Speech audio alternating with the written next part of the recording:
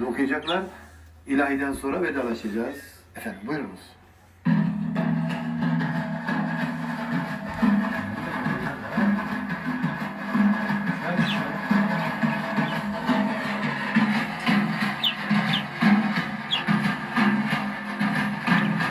Güzel Mekke'de durursun, Beytullah'a selam söyle. Güzel Mekke'de durursun, Beytullah'a selam söyle. Yedi minare görürsün, Beytullah'a selam söyle. Yedi minare görürsün, Muhammed'e selam söyle. Selam söyle, selam söyle. Beytullah'a selam söyle. Selam söyle, selam söyle. Muhammed'e selam söyle.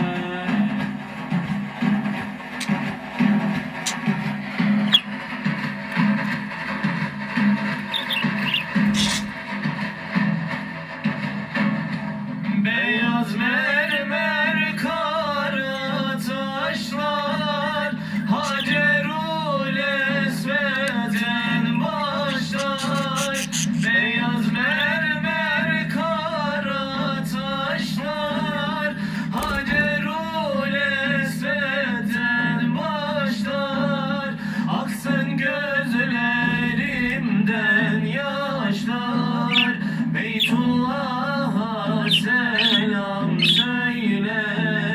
Aksın Fırfır da eşlik ediyor arkadaşlar. gözlerimden yaşlar, Muhammed'e selam söyle.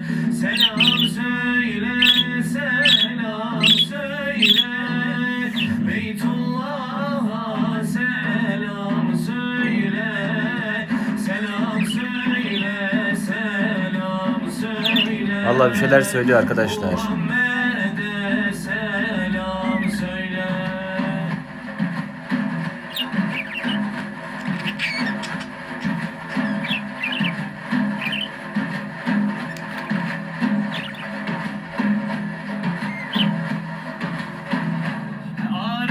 Arafat'taki ihvandan, Müzdelife'de canlardan. Arafat'taki ihvandan, Müzdelife'de canlardan. Mina'daki kurbanlardan, Beytullah'a selam. Hay maşallah, sabahın 9.30'unda 1000 kişiyiz. Hoş geldiniz arkadaşlar. Cumamız mübarek olsun. Muhammed'e selam söyle. Selam söyle, selam söyle. Beytullah'a selam söyle. Selam söyle, selam söyle. Muhammed'e selam söyle. Selam söyle, selam söyle. Beytullah'a selam söyle.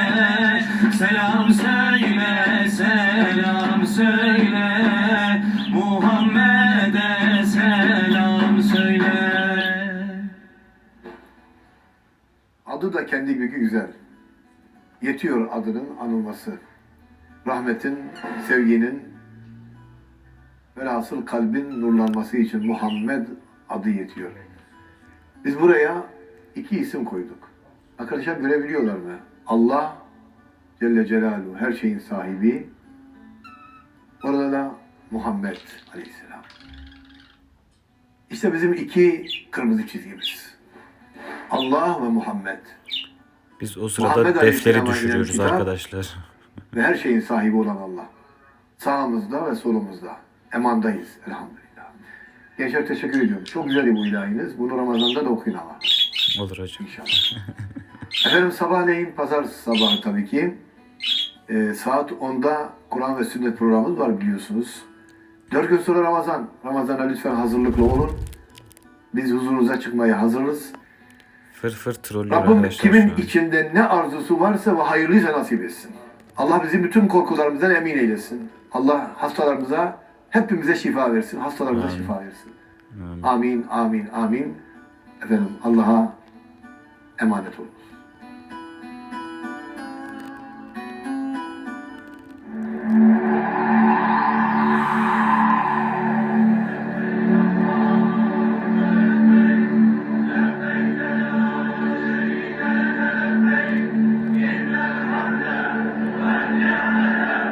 Ramazan'da da sizlerin konu olacağız arkadaşlar. Evet, Ramazan'da da çıkacağız.